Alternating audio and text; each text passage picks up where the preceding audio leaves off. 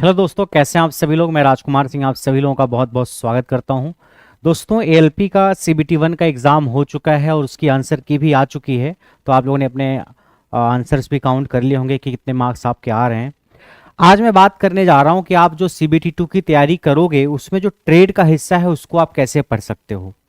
तो आपने जो भी ट्रेड सेलेक्ट की होगी उसका पेपर सबका अलग अलग आएगा। ट्रेड का बाकी का सिलेबस तो सेम आएगा, जैसे मैथ्स होगी, रीजनिंग होगी या basic science and engineering drawing, ये हर बच्चे को एक जैसा पेपर मिलेगा। ट्रेड का पेपर आपका अलग अलग आएगा। जिसकी ट्रेड इलेक्ट्रीशियन होगी उसको इलेक्ट्रीशियन ट्रेड के 75 सवाल मिलेंगे, जिसकी ट्रेड फिटर होगी उसको फिटर के 75 सवाल मिलेंगे। तो ट्रेड का बैच आप कैसे ज्वाइन कर सकते हो उसकी बात हम करेंगे। ये बैचेज करियर भी लैब पे चल रहे हैं। यहाँ पे आप जितने भी ट्रेड हैं उन सारी ट्रेड के बैचेज ज्वाइन कर सकते हो। आपको बैच दिखेगा कैसे? अगर आपको बैच नहीं दिख रहा है तो आप सबसे पहले अपने फोन में करियर विल ऐप को इंस्टॉल करना। ऐप जब आप इंस्टॉल कर लोगे, अपना मोबाइल नंबर वगैरह डाल के लॉगिन कर लोगे आप, तो आप ऐप में सबसे नीचे बैच पे क्लिक करना। एक ऑप्शन दिखेगा बैच का, आपको यहां नीचे सबसे मैं दिखा रहा हूं आपको। यहां पे एक बैच का ऑप्शन ऐसे दिखेगा, ऐसे नीचे सबसे बैच का, इस पे क्लिक करना आप। ठीक, बैच पे क्लिक करने के बाद आपको यहां पे ऐसे ऑल, फिर एसएससी, फिर जेई आईटीआई, रेलवे एग्जाम, फिर और कई सारी सेक्शन दिखेंगे आपको। आप जेई आईटीआई रेलवे पे क्लिक करना, इस पे क्लिक करना आप, ऐसे नहीं। ऑल में जो करंटली बैचेज स्टार्ट हुए 2-4 दिन पहले वो दिखेंगे। एसएससी में एसएससी के batches, JE ITI and railway exam में जेई आईटीआई और रेलवे से रिलेटेड बैच आपको दिखेंगे। तो आप इस पे क्लिक करना, सबसे पहले नीचे बैच पे क्लिक करना, फिर जेई आईटीआई रेलवे एग्जाम पे क्लिक करना, फिर जितने भी बैचेज आपके ट्रेड से रिलेटेड हैं वो सारे बैचेज आपको करियर विल ऐप पे दिख जाएंगे। वहीं पे जाकर के आप इंट्रो वीडियो देख सकते हो जिसमें बैच की सारी जानकारी दी गई होगी, और वहीं से आप बैच को परचेज भी कर सकते हो। कौन कौन से ट्रेड के बैचेज चल रहे हैं आपके करियर विल ऐप पे? आईटीआई इलेक्ट्रीशियन ट्रेड का, इलेक्ट्रॉनिक मैकेनिक ट्रेड का, फिटर ट्रेड का, और उसके बाद diesel mechanic, mechanic motor vehicle और हीट इंजन ट्रेड का एक कंबाइंड बैच चल रहा है। मतलब तीनों की वीडियो एक ही बैच में आपको मिलेगी। तो किसको क्या पढ़ना है वो वीडियो में बताया गया है। उसके बाद वेल्डर और आरएसी का एक कंबाइंड बैच चल रहा है जिसमें वेल्डर और आरएसी का कंबाइंड सिलेबस आपको पढ़ाया जा रहा है। मतलब वेल्डर वाले वेल्डर का पढ़ेंगे, आरएसी वाले आरएसी का पढ़ेंगे। किसको क्या पढ़ना है वो आपको वहां पे बताया जाएगा, जो है जब आप वीडियो देखना स्टार्ट करोगे। तो ये सारे ट्रेड के बैचेज आपके करियर विल ऐप पे चल रहे हैं। सर, ट्रेड का बैच कैसे पढ़ लें? अभी एलपी सीबीटी 1 का रिजल्ट तो देखो आया नहीं, तो सर क्या पता हो ना हो सिलेक्शन। देखो, अगर आपका पेपर अच्छा हुआ है और अगर आप लगभग 40 नंबर के आसपास स्कोर कर रहे हो, 40 नंबर के आसपास, तो आप तैयारी स्टार्ट कर सकते हो। देखो, कट ऑफ एक्चुअली कितनी जाएगी वो सिर्फ अंधेरे में तीर लगाने जैसी ही बात है। एग्जैक्ट कट ऑफ 45 नंबर जाएगी या 36 नंबर जाएगी या 48 नंबर जाएगी या 42 नंबर या 38 नंबर, वो डिपेंड करता है आपका जोन कैसा है, किस जोन से आपने फॉर्म फिल किया है, बहुत सारी चीजों पर। मगर फिर भी अगर आपके नंबर 40 नंबर के आसपास हैं, जनरल कैटेगरी की मैं बात कर रहा हूं, तो 2 नंबर 3 नंबर ऊपर या 2-3 नंबर ऊपर नीचे, तो आप तैयारी स्टार्ट कर सकते हो। आपके पास दो ही रास्ते होंगे, या तो आपका सिलेक्शन हो जाएगा सीबीटी 2 के लिए, तो आप सीबीटी 2 की तैयारी स्टार्ट कर चुके हो तो आपके लिए बोनस रहेगा। और दूसरी चीज ऐसी हो सकती है आपका सिलेक्शन सीबीटी 1 में मान लो ना हो, तो जो तैयारी आप करोगे बेकार थोड़ी जाएगी। रेलवे ने तो कहा है कि हर बार वैकेंसी हम देंगे हर साल। तो ये तैयारी जो आप ट्रेड की करोगे वो आपको अगले आने वाले एएलपी के एग्जाम में काम आएगी ही। तो तैयारी कभी आपकी बेकार नहीं जाने वाली है। बट इस दुविधा में मत फंस जाना कि अभी आपने तैयारी स्टार्ट नहीं की, रिजल्ट सीबीटी 1 का आया और फिर सीबीटी 2 के लिए आपको टाइम पर्याप्त मिला नहीं। क्योंकि ट्रेड में भले ही आपको नंबर 35% ले आने हैं, मगर वो 35% ले आना भी बाएं हाथ का खेल तो नहीं है। तो आपको थोड़ा सा सीरियस होकर के तैयारी करनी है। कि आपके नंबर 40 के आसपास आ रहे हैं, 2-3 नंबर ऊपर नीचे, तो आप तैयारी स्टार्ट कर सकते हो। बाकी जब रिजल्ट आएगा सीबीटी 1 का, फिर तो दूध का दूध और पानी का पानी हो ही जाएगा। तो ये सारे ट्रेड के बैचेज चल रहे हैं, इन बैचेज को आप ज्वाइन कर सकते हो। इसकी फी 999 है। सर, इसमें रिकॉर्डेड क्लासेज अपलोडेड है? हाँ, रिकॉर्डेड क्लासेज अपलोडेड है। बाकी कुछ लाइव क्लासेज भी आपकी चल रही हैं, वो आप देख सकते हो। ट्रेड में देखो, आपका जो एएलपी का एग्जाम है उसमें 2 पार्ट है, पार्ट ए और पार्ट बी। सीबीटी 2 की अगर मैं बात करूं तो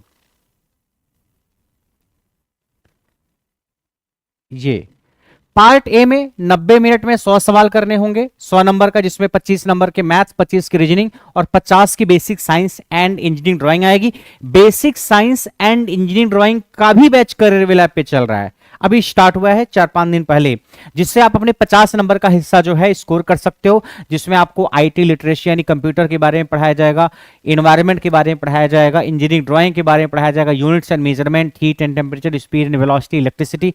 ये टॉपिक बहुत शानदार तरीके से कवर कराया गया और बिल्कुल बाइलिंगुअल है, बाइलिंगुअल है। तो सिर्फ basic science and engineering drawing का बैच भी अगर आप लेना चाहते हो तो करियर वे लैब पे उसका बैच भी चल रहा है, basic science and engineering drawing का, ठीक है। 50 मार्क्स का आपका वेटेज जो है वो कवर हो जाएगा, 399 इसकी फीस है। अब हम बात करते हैं जो एग्जाम पैटर्न है आपका वो कैसा है। आपको 50 नंबर की तैयारी ये अगर करनी है तो इसका बैच भी चल रहा है, एक फुल बैच भी चल रहा है CBT2 का, इलेक्ट्रीशियन ट्रेड का है वो। बाकी आप इंडिविजुअल बैच लेना चाहते हो तो ले सकते हो। जो पार्ट बी है इसमें 60 मिनट में 75 सवाल 75 नंबर के मिलने वाले हैं, 60 मिनट में 75 सवाल 75 नंबर में, और आपको 75 में 75 का 35% नंबर लेकर के आना है। कितना? 75 का 35%, तो 75 का 35% हो रहा है 26.25, यानी मान लीजिए 27 नंबर, मान लीजिए 27 नंबर आपको लेके आना है 75 में। अब 75 में 27 नंबर, 75 मार्क्स में टोटल 27 लेके आना है आपको।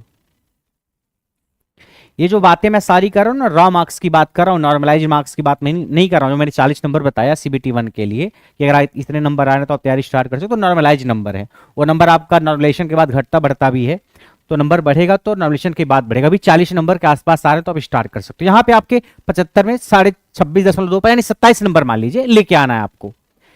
75 में 27 नंबर ले आने के लिए अगर आपने पहले से बहुत ज्यादा ट्रेड को पढ़ा है, आपने ITI किया हुआ है, डिप्लोमा किया है या बीटेक किया है, और आप अलग अलग एग्जाम की तैयारी कर रहे हो, आप टेक्निकल से रिलेटेड हो, मान लीजिए आपने डिप्लोमा किया इलेक्ट्रिकल ब्रांच से और आप इलेक्ट्रिकल इंजीनियरिंग की तैयारी कर रहे हो, आपने SSC JEE दिया, RRB JEE दिया है पहले या इस बार देना है, और बहुत सारे एग्जाम आप देते हो, या आपने ITI किया है इलेक्ट्रीशियन या फिटर ट्रेड से और आप ITI की एग्जाम लगातार देते आ रहे हो, फिर तो आपके लिए ये चीज जो है बहुत परेशानी वाली नहीं है। आप आराम से पढ़ ले जाओगे क्योंकि आपने पढ़ा तो होगा ही, आपको थोड़ा सा रिवीजन करना है और कुछ चीजों को ब्रशअप करना है। लेकिन वो बच्चे जो सिर्फ पहली बार ट्रेड को हाथ लगाएंगे कि सर अब तक तो मैं सिर्फ ग्रुप डी को पढ़ता था, RRB NTPC के एग्जाम को देता था और बहुत सारे एग्जाम को देता था, हमने ट्रेड की पढ़ाई कभी नहीं की है, तो उनके लिए 75 में से 27 नंबर ले आना बहुत आसान नहीं है। आपको पढ़ना पड़ेगा। देखो ALP का एग्जाम ऐसा है कि आपको 75 में 27 ले आना, ये क्वालिफाइंग नेचर का है। क्वालिफाइंग मतलब आप अगर 75 में 27 लेके आ गए आपका काम खत्म। आप 75 में कोई 75 लेके आए, आप 75 में 27 लेके आए, दोनों बराबर हैं। पार्ट बी लेकिन जब तक आप क्वालिफाई नहीं करोगे, पार्ट ए में कितने भी नंबर आए उसका कोई मतलब नहीं है। यहां पे आप 100 में 100 भी लेकर के आ जाओ, अगर आप ट्रेड में फेल तो फेल। यहां 100 में 100 ही लेकर के आ जाओ और यहां पे अगर केवल 25 नंबर आप ले आ पाए तो आप फेल हो जाओगे। 26.25 मिनिमम नंबर लेके आना है 75 में से, रामार्क्स में आपको बता रहा हूं। तो इससे कम नंबर आएगा तो CBT पार्ट ए में कितने भी नंबर आपके आए वो सारी मेहनत आपकी बेकार है। तो आपको इधर तो अपने मार्क्स को मैक्सिमाइज करने की कोशिश करनी है क्योंकि मेरिट यहां से बनेगी। इधर जितने अच्छे नंबर उतना फायदा, लेकिन यहां भी कम से कम 26.25 नंबर लेके आना है, यानी यहां से इस मिनिमम को की गारंटी आपको करनी है। उसके बाद यहां जितना ज्यादा ले आ पाओगे उतना फायदा होगा। अब ऐसा भी नहीं करना है कि हाँ 75 में 74 आ रहा है, हाँ सर ये तो क्लियर है, और यहां 100 में 40 नंबर ले आ रहे हो, फिर भी कहानी गड़बड़ है कि ये पास कर गए और यहां नंबर कम रह गए, फिर भी फाइनली आपको फेल ही होना है। तो मेरा ये कहने का मतलब आपको यहां तो बहुत सारे मार्क्स लाने की कोशिश करनी है, जितना ज्यादा ले आ पाओ, लेकिन इसको नेग्लेक्ट नहीं करना है। 26.25 जिसको लगभग 27 मान लिया, इतना लेकर के आना है आपको। सर 27 नंबर तो बहुत आसान लग रहा है सर, 35% लगभग एक तिहाई नंबर ही है। अब ऐसा मत करना कि 35% नंबर ले आना तो 35% हिस्सा पढ़ के जाओ या आधा सिलेबस पढ़ के जाओ कि सर हमारे मान लीजिए जो भी आपकी ट्रेड होगी, electrician, fitter, welder, RAC, diesel mechanic, कि मान लीजिए आपके एग्जाम में 20 टॉपिक मेंशन है सिलेबस में, मान लीजिए 20 टॉपिक हैं, तो सर हम 20 टॉपिक में से 10 टॉपिक पढ़ के चले जाएं, 10 टॉपिक पढ़ के चले जाएं, क्या सर इससे हमारा 35% नंबर आ जाएगा? मुश्किल है। आ भी सकता है, नहीं भी आ सकता है, क्योंकि आप अगर 20 टॉपिक में से 10 टॉपिक पढ़ के गए, अगर ज्यादातर सवाल इसी 10 टॉपिक से आगे जो आप पढ़ के गए हो तब तो ठीक है, आप 35% नंबर ले आओगे।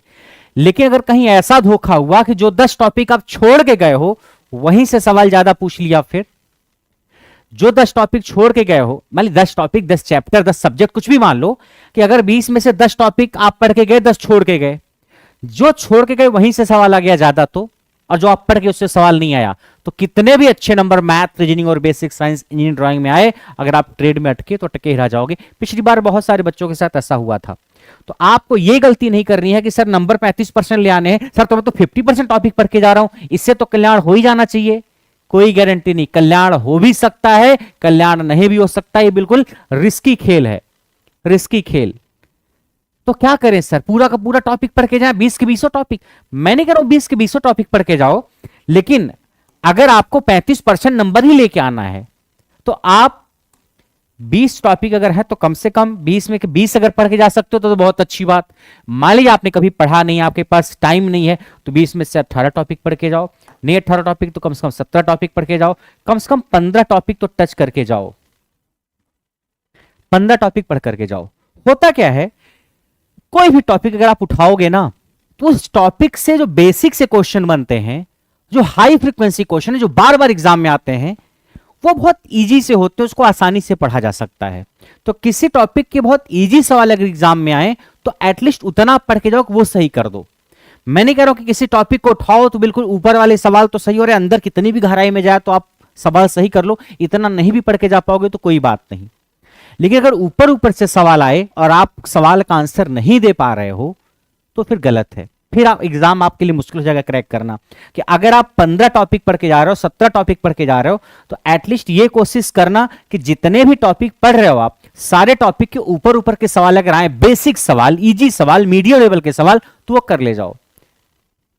आप ऐसा मत करना कि सर हम 10 ही टॉपिक पढ़ेंगे लेकिन इस 10 टॉपिक से कोई भी सवाल आएगा तो कर ले जाएंगे, दुनिया का कोई भी सवाल। अरे मैं कह रहा हूं 10 टॉपिक से सवाल मान लीजिए आया ही नहीं, बहुत कम आया, बाकी छोड़े हुए 10 टॉपिक से आ गया, तो फिर तो रिस्क में आ जाओगे आप।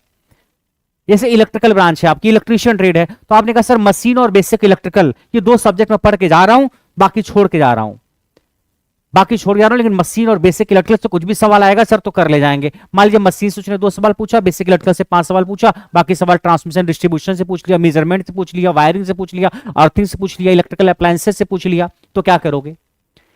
इसलिए आपको जो भी सिलेबस फैला हुआ है, मान लीजिए जितने भी दूर तक फैला हुआ है, आप कोशिश करो सारे टॉपिक को टच करने की। सारे टॉपिक को इस तरीके से टच करो कि उससे बेसिक सवाल जो बने, इजी सवाल, जो सवाल कई बार और अलग अलग एग्जाम में पूछे गए होंगे, उस टाइप के सवाल बने, 3 टॉपिक से कर ले जाओ आप। अगर आप कुछ ही टॉपिक को बहुत गहराई से पढ़ रहे हो, इससे ज्यादा बेहतर है कि आप ज्यादातर टॉपिक को पढ़ो, भले बहुत गहराई से मत पढ़ो, लेकिन ऊपर ऊपर से तो पढ़ ले जाओ कि अगर उस टॉपिक से बेसिक सवाल आए तो कर ले जाओ। तो मेरी सलाह यह है कि 20 टॉपिक में से कम आप 15 टॉपिक पढ़ के जाना। एक एग्जांपल दे रहे हैं, 20 के बजाय 40 टॉपिक हो सकता है या 15 टॉपिक हो सकते, जो भी हो। मान लिया मैंने 20 टॉपिक में से कम 15 पढ़ के जाओ, 15 से कम मत पढ़ के जाना। और जो 15 पढ़ करके जाओ, इसको जितने अच्छे से पढ़ सकते हो पढ़ो, और बेसिक सवाल इस टॉपिक से जितने आए वो आप करके जाना। मैं तो कहूंगा 20 के 20 पढ़ करके जाओ, लेकिन एक अच्छे लेवल पे। जैसे मान लीजिए आपने इलेक्ट्रिकल ब्रांच का कोई बच्चा है, बीजेटी है, बीजेटी बिल्कुल छोड़ के चला गया, पढ़ाई नहीं, सर हम बीजेटी पढ़ेंगे ही नहीं, और बीजेटी से सवाल आ गया कि बीजेटी करंट कंट्रोल है, वोल्टेज कंट्रोल है, इसमें कितने टर्मिनल होते हैं, ऐसे बेसिक सा सवाल आ गया। तो इतना बेसिक सा सवाल अगर आ जाता है, या जैसे पूछ लिया कि मान लीजिए फिटर ट्रेड आपकी है कि सबसे अच्छा कंडक्टर कौन है, सिल्वर है, एल्यूमिनियम है, कॉपर है, गोल्ड है, ये सब सवाल अगर आप नहीं पढ़ के गए हो तो फिर ये बहुत कॉमन और बहुत मोस्ट इंपॉर्टेंट सवाल है। आप एग्जाम में गलत करके आओगे तो इसका माफीनामा आपको नहीं मिलने वाला है। तो जितने भी टॉपिक, अगर 20 टॉपिक मेंशन है तो टच करो 20 को, और उन 20 को इस तरीके से टच करो कि वहां से जो सवाल आए इंपॉर्टेंट। भाई उन 20 टॉपिक से आपको पता रहेगा, अगर आपने एक अच्छे टीचर को फॉलो किया है तो आपको पता रहेगा किसी भी टॉपिक में। मान लीजिए मैं कहूं इलेक्ट्रिकल ब्रांच का बच्चा ट्रांसफार्मर पढ़ के जा रहा है, ट्रांसफार्मर से अगर इलेक्ट्रीशियन ट्रेड से आपने पेपर दिया, मान लीजिए ट्रांसफार्मर से 10 सवाल आ रहा है, मान लीजिए एक एग्जांपल दे रहे हैं, 10 सवाल आया आपके आईटीआई के लेवल के एग्जाम में, यानी एएलपी में 10 सवाल आया, तो मैं आपको बता दूं कि अगर आप 10 में से 5 सवाल सही करना चाहो, 5 सवाल, 10 में से 5 सवाल अगर आप सही करना चाहो, कि सिर्फ 5 सवाल सही करना, बाकी 5 हमको ध्यान ही नहीं देना है। अगर 5 सवाल सही करना चाहो, मैं बता दूं आप 6 घंटे ट्रांसफार्मर पढ़ोगे और आप 5 सवाल सही कर ले जाओगे, 6 घंटे। 6 घंटे अगर आप ट्रांसफॉर्मर पर ले जाओगे तो 5 सवाल आप ट्रांसफॉर्मर के सही कर ले जाओगे एलपी के एग्जाम के। लेकिन अगर आपको लग रहा है सर नहीं 10 के 10 सवाल मैं सही करूंगा, 10 क्वेश्चन आए हैं और 10 के 10 मुझे सही करने हैं, मैं आपको बता रहा हूं कम से कम आपको 20 घंटे पढ़ना पड़ेगा। क्योंकि शुरू में नंबर बढ़ाना आसान है, 5 सवाल हमें पता है कहां कहां से आता है, कौन सा हाई फ्रीक्वेंसी एरिया है, वो 5 सवाल हम 6 घंटे में पढ़ा देंगे। लेकिन जब लगेगा 10 के 10 सवाल सही करने हैं ना, फिर वो पूरा ट्रांसफॉर्मर आपको बहुत अच्छे से पढ़ के जाना पड़ेगा।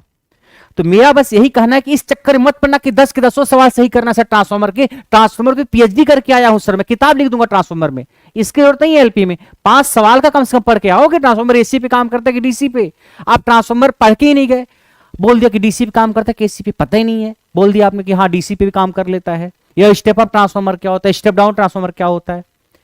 तो जितने भी टॉपिक हैं उन टॉपिक से जो जो सवाल बनते हैं, कुछ सवाल होते हैं जो बेसिक लेवल के बनते हैं बहुत आसान, कुछ होते हैं जो मीडियम लेवल के बनते हैं, जो कुछ होते हैं जो थोड़ा ट्रिकी और टफ होते हैं।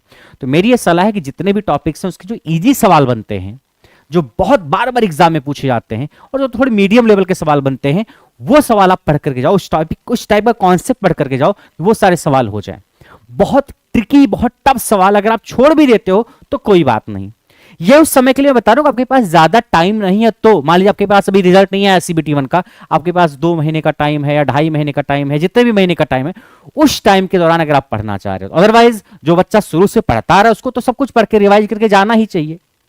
लेकिन अगर आपने कभी कुछ पढ़ा नहीं है तो उस हिसाब से टॉपिक सारे टच करके जाओ, भले गहराई बहुत ज्यादा नहीं है लेकिन ये वाला एरिया जो है ये ज्यादा से ज्यादा कवर करके जाओ, ठीक है। क्योंकि 27 नंबर अगर ले आना है तो 27 नंबर का ही टारगेट मत रखो, 27 का ही टारगेट रखोगे तो 20 पे आके अटक जाओगे, 15 पे आके अटक जाओगे। 27 नंबर ले आने का मतलब है आप कम से कम कोशिश करो कि आपको 40 नंबर लेकर के आना है, कम से कम 75 में 40 नंबर। और 40 नंबर सही लेकर के आने के लिए आपको कम से कम 50 सवाल अटेम्प्ट करना पड़ेगा। एक रफ आइडिया मैं दे रहा हूं कि 50, 52, 48 सवाल आपको अटेम्प्ट करना पड़ेगा। और 50 सवाल अटेम्प्ट करने के लिए 50 सवाल आने भी तो चाहिए। तो 75 में से 50 सवाल आपने अटेम्प्ट किया, 50 अटेम्प्ट किया तो आपके मान लीजिए 40 नंबर बने, तो 40 नंबर बने तो आप क्वालिफाई कर जाओगे। मैं कह रहा हूं चलो कुछ और गलत हो गया, 35 पे आ गए, 30 पे आ गए, तो क्वालिफाई तो कर ही जाओगे। 27 ही ले आना है तो 27 का टारगेट मत रखना, वरना 27 से भी नीचे अगर खिसके तो काम खत्म। सीबीटी 1 की सारी मेहनत गायब, पार्ट ए की मैथ रीजनिंग और basic science and engineering drawing की सारी मेहनत खत्म, क्योंकि यहां लटके ट्रेड में तो लटक ही जाओगे। तो मेरा यह कहना है कि आप जितने भी टॉपिक्स आपके हैं सबको बेसिक लेवल पे अच्छे से पढ़ के जाइए। बहुत डीप बहुत गहराई में अगर आप नहीं भी पढ़ पा रहे हो किसी टॉपिक तो कोई बात नहीं, कम से कम जैसे मेटल एंड नॉन मेटल एक टॉपिक है, फिटर ट्रेड के बच्चे पढ़ते हैं, मैंने पढ़ाया था उनको। अगर आप उस टॉपिक से बेसिक सवाल सही करना चाहोगे तो 2 घंटा पढ़ लोगे तो वहां से 50% सवाल हो जाएंगे। लेकिन अगर सारे सवाल सही करना चाहोगे तो आपको 8-9 घंटे पढ़ना पड़ेगा, 7-8 घंटे पढ़ना पड़ेगा। तो ऐसे ही सारे टॉपिक में होता है। तो आपको जो जो सवाल बेसिक लेवल के हैं वो गलत ना हो किसी भी टॉपिक, इसका आपको ख्याल रखना है। तो 27 नंबर या 26.5 नंबर या 26.25 नंबर लेकर के आना है। तो टारगेट आपको रखना कि 35-40 नंबर लेकर के आओ आप, क्योंकि जितना आप टारगेट करके जाओगे उससे कई बार कमी आ जाता है, ज्यादा आ जाए तो अच्छी बात है। मैं नहीं कह रहा हूं कि ट्रेड के चक्कर में आप अपने पार्ट ए को हैम्पर करना कि पार्ट ए प्रभावित हो, लेकिन ट्रेड को नेग्लेक्ट भी नहीं करना है। नेग्लेक्ट नहीं करने का मतलब 27 ले आना तो 27 का टारगेट मत लेकर के चलना, टारगेट लेकर चलना कि 35-40 नंबर मिनिमम लेकर के आना है। और 40 नंबर कब लेकर के आओगे, जब टारगेट अटेम्प्ट करोगे 50, 45, 55 तब जाकर के। तो 75 में से 50 सवाल आने भी तो चाहिए। तो ट्रेड को आप नेग्लेक्ट नहीं करेंगे, इतना नंबर आपके हर बच्चे को लेकर के आना है, ठीक है। तो ट्रेड के बैचेस करियर वेल ऐप पे चल रहे हैं, आप वहां ज्वाइन कर सकते हैं। आपकी जो भी ट्रेड होगी सारे ट्रेड का बैच चल रहा है। आप ऐप खोलेंगे, ऐप पे सबसे पहले बैच पे क्लिक करेंगे सबसे नीचे, फिर ऊपर एक सेक्शन दिखेगा आपको जेईई आईटीआई रेलवे एग्जाम का, ठीक है। फिर इस पे क्लिक करना आप जेईई आईटीआई रेलवे एग्जाम पे, फिर आपके बैचेस दिख जाएंगे। Basic science and engineering drawing का बैच भी चल रहा है, वो भी आप ले सकते हो। इलेक्ट्रीशियन ट्रेड का और इलेक्ट्रॉनिक मैकेनिक ट्रेड का बैच ज्यादातर मैंने कवर करा है। इलेक्ट्रॉनिक मैकेनिक में मैं और राजकुमार और अविनाश सर हैं, इलेक्ट्रीशियन में मैं यानी मेरा नाम राजकुमार सिंह है। RSC welder diesel mechanic heat engine में अंकित सर और आलोक सर ने ज़्यादातर टॉपिक कवर कराया है। आरएससी में कुछ टॉपिक्स इलेक्ट्रिकल जो है वो मैं भी कवर कराऊंगा, ठीक है। कुछ बेसिक इलेक्ट्रिकल और मोटर वगैरह के टॉपिक्स हैं उसमें। और कई बार बच्चे इस कंफ्यूजन में है कि सर हम ट्रेड को कौन सा बैच लें। अरे भाई, अभी तक कई सारे बच्चे ये नहीं क्लियर कर पाए हैं कि फॉर्म भर दिए, सीबीटी 1 भी दे दिए कि हमारी इलेक्ट्रॉनिक्स ब्रांच से डिप्लोमा किया तो बैच कौन सा लें। और अगर आपने इलेक्ट्रॉनिक्स से डिप्लोमा या बीटेक कुछ भी किया तो आप इलेक्ट्रॉनिक मैकेनिक ट्रेड का बैच लेंगे। आपने इलेक्ट्रिकल से डिप्लोमा या बीटेक किया है तो आप इलेक्ट्रीशियन ट्रेड का बैच लेंगे। आपने मैकेनिकल ब्रांच से डिप्लोमा या बीटेक किया है तो आप मैकेनिकल से रिलेटेड जो ट्रेड है ले सकते हैं, डीजल मैकेनिक या फिर वेल्डर वगैरह से रिलेटेड बैच ले सकते हैं आप। तो आपने जिस भी ब्रांच से डिप्लोमा बीटेक किया है उस ब्रांच के तहत कुछ ट्रेड्स हैं जिसको आप सिलेक्ट कर सकते हो, वो आपके नोटिफिकेशन में मेंशन है। क्योंकि पेपर सबका एक ही आएगा, आईटीआई वाले का, डिप्लोमा वाले का, बीटेक वाले का। कि मैकेनिकल से जो बच्चा डिप्लोमा होगा, मैकेनिकल से जो बच्चा बीटेक होगा और फिटर ट्रेड जो बच्चा आईटीआई किया होगा, सबका पेपर एक ही आएगा। वो भी फिटर ट्रेड आईटीआई के लेवल का पेपर आएगा, कि वही आईटीआई फिटर ट्रेड का पेपर डिप्लोमा मैकेनिकल वाले को भी देना है, बीटेक मैकेनिकल वाले को भी देना है। इवन आप एमटेक करके भी आ रहे हो, मतलब बीटेक के साथ एमटेक है तो भी वही पेपर देना है आपको। पेपर आईटीआई लेवल का ही रहेगा। ये मत सोचना कि डिप्लोमा वालों का पेपर टफ होगा, बीटेक वाले का और टफ होगा और आईटीआई वाले का आसान होगा। पेपर का टफनेस लेवल आईटीआई लेवल का ही रहेगा। हाँ, उसमें डिप्लोमा और बीटेक वाले अलाउड हैं। अब आपकी क्या ब्रांच है, क्या ट्रेड है, उसके हिसाब से अपनी ट्रेड सेलेक्ट कर सकते हो आप।